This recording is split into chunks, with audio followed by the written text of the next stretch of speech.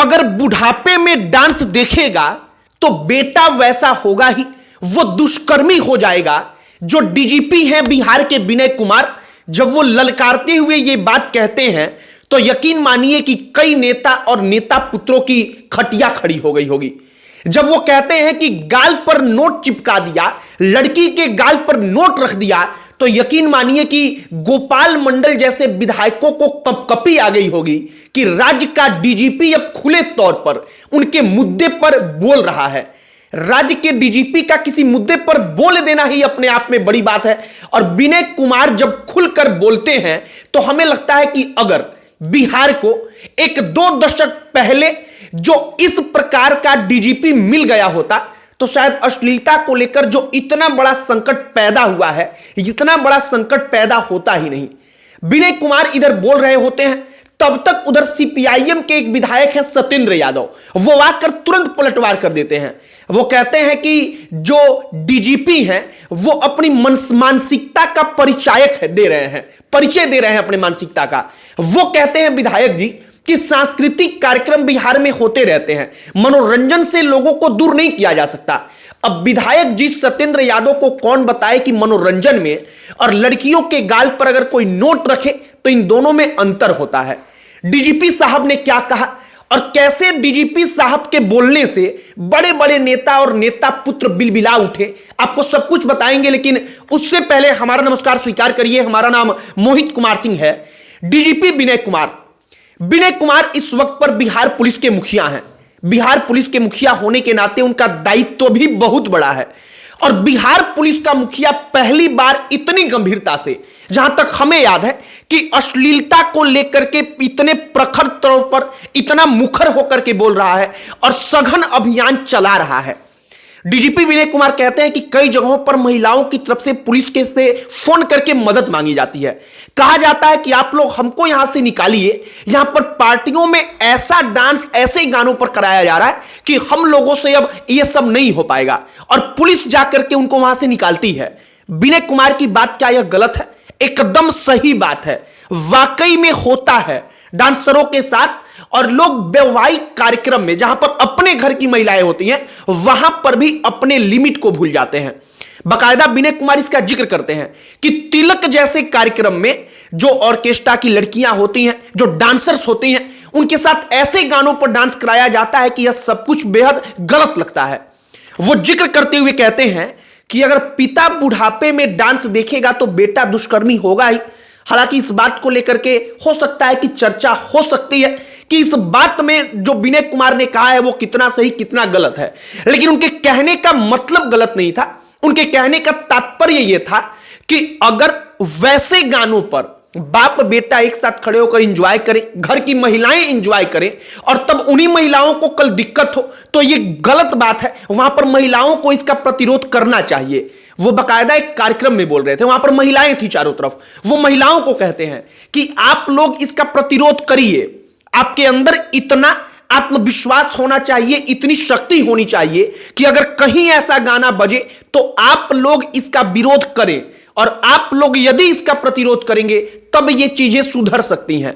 और उनका कहना बिल्कुल जायज भी है। बाकी अब बड़े बड़े जो नेता हैं और नेता पुत्र हैं, विधायकों के पुत्र, सांसदों के पुत्र, मंत्रियों के पुत्र, इन लोगों को हमने क्यों कहा कि इनकी खटिया खड़ी हो गई है? दरअसल आप इस बात को समझिए, डीजीपी खुले तौर पर सत्ता पक्ष का कोई विधायक है, उसका एक घटिया हरकत सामने आता है कि वो लड़की के गाल पर नोट रख के चिपकाता है और उसको छूता है, और उसके बाद डीजीपी खुले तौर पर इस घटना का अगर जिक्र करते हैं, खुले मंच पर बोलते हैं महिलाओं के बीच में जाकर, तो डीजीपी का यह बोलना बहुत बड़ी बात है। क्योंकि आमतौर पर किसी भी सरकारी पदाधिकारी के पास, अधिकारी के पास इतनी हिम्मत नहीं होती कि सत्ता पक्ष के विधायकों सांसदों से वो टकराए, सत्ता पक्ष के विधायकों सांसदों के किसी कार्य को लेकर वो सवाल उठा दे, क्योंकि उसको पता होता है कि अगर इस पर हम सवाल उठाएंगे तो सत्ता में जो पार्टी है उस पार्टी पर सवाल उठेगा, पार्टी की बदनामी होगी और लिहाजा उसकी छुट्टी कर दी जाएगी। लेकिन विनय कुमार यहां पर हिचकते नहीं हैं, वो गलत था तो वो गलत को गलत बोलते हैं। वैसे बिहार में डांस करते हुए कई सारे नेताओं के कई सारे वीडियो सोशल मीडिया पर अक्सर वायरल होते हैं। कई सारे नेताओं के वायरल होते हैं तो इस पर सफाई दी जाती है कि वो लौंडा डांस था। वो तो हमारी संस्कृति का परिचायक है, हो सकता है, लेकिन कोई भी डांस ठीक है वहां तक जहां तक उसमें कैसा गाना बज रहा है, उन गानों का लिरिक्स कैसा है, वो निर्धारण करेगा कि वो गाना, वो प्रोग्राम ठीक है या नहीं है। अब मान लीजिए कि गाना एकदम दोयम दर्जे का है और सामने लौंडा नाच ही हो रहा है, तो आजकल लौंडा डांस में भी किस प्रकार की हरकतें की जाती हैं अलग अलग गानों में, अगर कोई देख रहा होगा घूम करके समाज में तो उसको पता होगा। और डीजीपी विनय कुमार इसी बात का जिक्र करते हैं। बाकी विनय कुमार ने जो सब कुछ कहा है उसको लेकर के बड़ी गंभीरता से चर्चा हो रही है। सीपीआईएम के एक विधायक हैं सत्येंद्र यादव। सत्येंद्र यादव को यह बात पचता नहीं है। सत्येंद्र यादव कहते हैं कि बिहार को सांस्कृतिक कार्यक्रमों से अब दूर कर देंगे। उनका कहना है कि यह सब कुछ जो हो रहा है वो सांस्कृतिक कार्यक्रम है, सांस्कृतिक कार्यक्रम से आप इसको दूर थोड़ी कर दीजिएगा। इसके बाद वो कहते हैं कि वो डीजीपी की मानसिकता है वैसी, कि वो उनकी मानसिकता ही खराब है कि वो वैसा देख रहे हैं, क्योंकि सांस्कृतिक कार्यक्रम होता है तो उसमें ये डांस वगैरह ये सब कुछ आता है।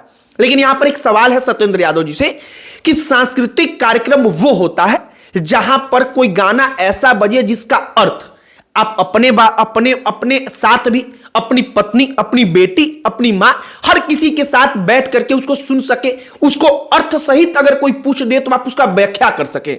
लेकिन ऐसे गानों पर अगर नृत्य हो आपके सामने जिसका अर्थ ही इतना घिनौना होता है कि आप उसको अपनी बेटी के सामने, आप अपनी पत्नी, अपनी मां के सामने, कोई भी आदमी नहीं कह सकता, हम भी नहीं कर सकते, तो आखिरकार उसे सांस्कृतिक कार्यक्रम की सूची में कैसे जोड़ा जा सकता है और उसको कैसे रखा जा सकता है।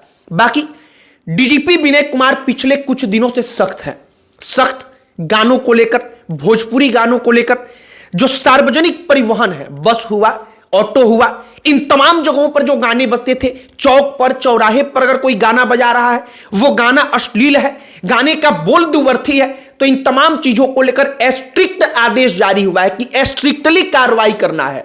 फोन करके आप पुलिस को कहिए कि यहां पर बज रहा है ऐसा गाना, और पुलिस वहां पर जाकर के कार्रवाई कर रही है। और ये वाकई में डीजीपी विनय कुमार के लिए जो उन्होंने कदम उठाया, इसके लिए वो धन्यवाद के पात्र हैं। और इसमें कहने में हमको कोई गुरेज नहीं कि अगर इसके पहले के 1-2 दशक के पहले जो डीजीपी थे, अगर उस वक्त पर उन्होंने वाकई में इतना गंभीरता पूर्वक अगर इस मामले पर काम किया होता तो शायद यह मामला इतना गंभीर होता ही नहीं। बाकी विनय कुमार ने जो कहा है नेताओं को लेकर, बूढ़े लोगों को लेकर, डांस को लेकर, हमने सोचा कि जरा एक बार इसके बारे में चर्चा किया जाए, बातचीत किया जाए उस डीजीपी के बारे में जो बिना डरे सत्ता पक्ष के विधायक के बारे में भी जब बोलना होता है तो ललकारते हुए अपनी बात को महिलाओं के सामने रख देता है, वो परवाह नहीं करता। बाकी आपकी क्या प्रतिक्रिया है कमेंट बॉक्स में लिखकर बताइएगा। इस वीडियो को यहीं पर समाप्त करते हैं। अन्य कोई टॉपिक जिस पर आप चाहते हो कि हम बातचीत करें तो उसे भी कमेंट बॉक्स में लिखकर बताइएगा। अंत में हमारा परिचय, हमारा नाम मोहित कुमार सिंह है। बहुत बहुत धन्यवाद।